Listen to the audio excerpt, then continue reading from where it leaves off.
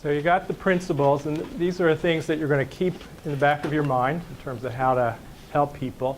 And then we have O.A.R.S. So O.A.R.S. is a skill. These are skills that you can use when you're talking with your participants, with students, that's going to help push the conversation, the kind of conversation that David's just been talking about. So the focus of the brief intervention is having a conversation. When a kid tells you, that they're smoking marijuana every day, you want to have a conversation with them, and you want to understand it. You want to be curious about what that means to him or her. So one way to do that is by asking open-ended questions. Anyone know what open-ended questions are versus closed-ended, everybody? Okay, so we don't want a yes or no question because that's not a conversation. Open-ended questions are the kinds of questions that stimulate conversation and discussion. That's the goal. You want to have conversation with people. So let's see what are some open-ended questions. So how can you turn this question? Do you want to get a GED? How can you turn it into an open-ended question? What can you say that's going to have some conversation, discussion about what a GED for the person? Ask them, how are you planning to get your GED? Okay, good. Or just, what are your educational goals? What are your okay. Okay. Let's see. How do you feel about getting a GED? It's the same thing. But those are questions that start a conversation, not end the conversation. Let's try another. Do you have a problem with alcohol? No. How might you ask that question? How might you? You'd say how often? Once a day. What are you doing? What are you doing? What were you going to say? Anything else? What was that in the back? I'm sorry. Well, what are you doing before you start drinking? You can get more information about it. How do you feel about the consumption of alcohol? Tell me more about, your drinking. Just a very kind of open, general question. See where he or she goes. How do you feel about your use of alcohol? Or tell me more about it. Another thing that does is it normalizes, again, that they might be using alcohol. So, when people can use denial and say, that's not me, that's not me, that's me. When you begin the conversation by saying, tell me a little bit more about this, it sort of opens up the conversation to be able to say, you're not going to judge me if I talk about this. Right. So the point of this is having conversation, non-judgmental conversation. So just a few more. Were you out partying last night? What did you do? Yeah. What was your great? Okay. How'd you spend your time? Great. And one more. Do you want to stop smoking? How do you feel about it? Excellent. Great. Okay. What are your thoughts about smoking, or how do you feel about smoking? That when we screen people in the hospital about smoking, after people who say, yes, they smoked in the last year, we ask them, yeah, exactly that. How do you feel about your tobacco? We don't want to come down upon people, because a lot of people, most people have done a lot of thinking about their cigarette smoking. And they know the pros and cons. So we just want to find out where they're at with it. And that's what you want to do around their substance use. Okay. Affirm. Again, as David said, you really want to, this is the A in O.A.R.S, you really want to support people's strengths and their positive stuff. And you have to really think about what you need to be genuine about it. So it might be for someone it might be, you got to the program on time every day this week. That's great.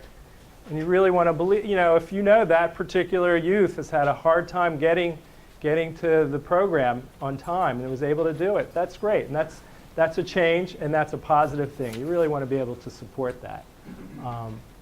And that's a good way of starting to build a connection and alliance with people.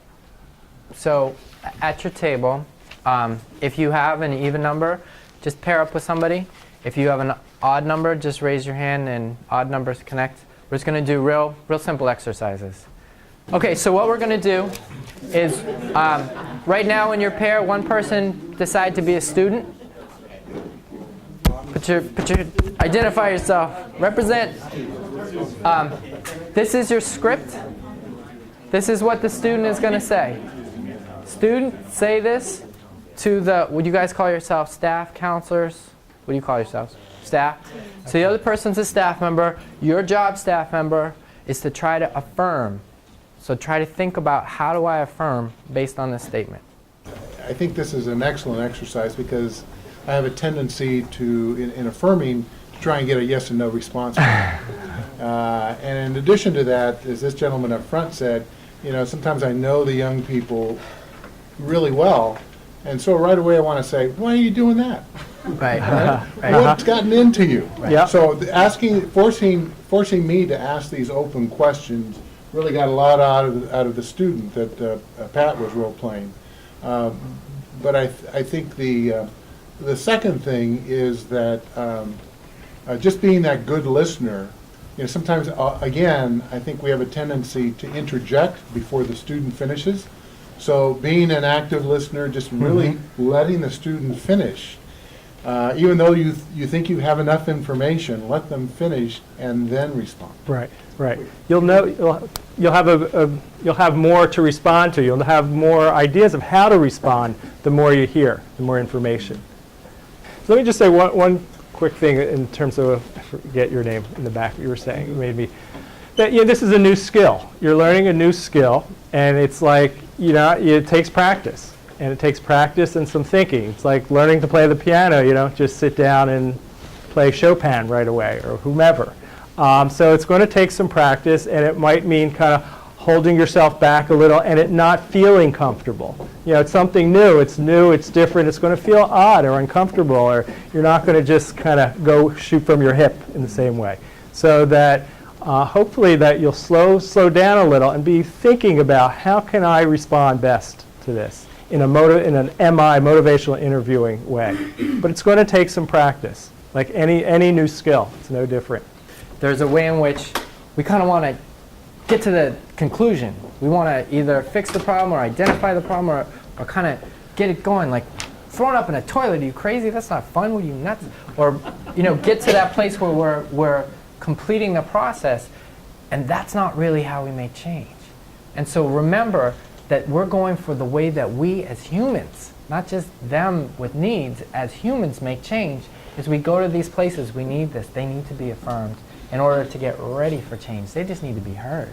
And so to go into that place and pull that out and say, oh, I hear you saying you want to stop. You have crazy stress coming in, but you want to make change? That shifts the conversation, and it focuses right in, like you were saying, you could go off in this whole different direction. It focuses right in on this place where change actually happens. And so it's a different mindset. And it's kind of like, I think, what you were saying about self-esteem. If you don't feel good about yourself, it's real hard to make changes, to feel like it's worth going through the process to make a change. So the first step is certainly building people's self-esteem and helping them with that. And that's what this can do. It'll get you a lot further. Okay? Okay? I would say, too, to this guy, it's great that you're really thinking about yourself, and you're really thinking about, how alcohol fits into your life. That's great. It's true. Okay. So reflective listening, that's the R. So this is more of what we've been talking about. You really want to listen. You're not telling people what to do. You're trying to develop a conversation with people, and you really want to understand. You want to be curious about what it's like in the participant's skin. How does he or she see things? And the more you can understand that and reflect that back, the more they're going to feel empowered and feel understood.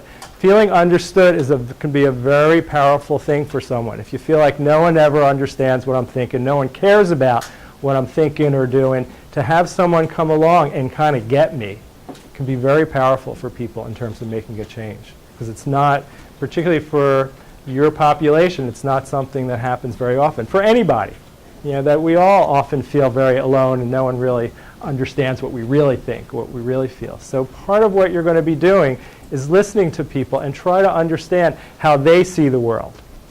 And the more you can do that, doesn't mean you agree with it. We're not saying it's right, but that how they see it is really important for them to know that you get that you understand that. And that's what reflective listening can do. You're going to listen. They're the expert. You're not the expert. They know their life better than anyone else, right? So you want to understand it. So you can take off your expert hat and certainly see each person as who they are. And everyone's different. We're all, yes, we're all alike, but we're all very different too. And that you really want to pay attention to and reinforce how we all are different and really want to understand people. Okay, any questions? All right, so we're going to practice. So a reflective listening is you really want to reflect back to the person what they said, so that you want to let them know, I understand what you just said. So you might make a mistake. So you might say, is that accurate? It's okay. Then they might say, no, you didn't understand it. So, well, tell me more. Tell me again what you were saying. Tell me again what you're struggling with, or what your thoughts were about drinking or not drinking. So it's okay. It's not a memory quiz. You don't have to remember exactly what people said, because you can always ask them to correct you if they don't get it. So what we want you to do is just to reflect back what the participant is telling you. I really can't stop smoking. I've tried, and I've only been able to cut down by 2 butts a day. So we're, yep. Can you define too much? two smokes, 2 cigarettes. Oh, 2 cigarettes. But Thank you. Okay. All right. So why don't we go back to the pairs you were in. And one person's the participant, and one person is the staff member.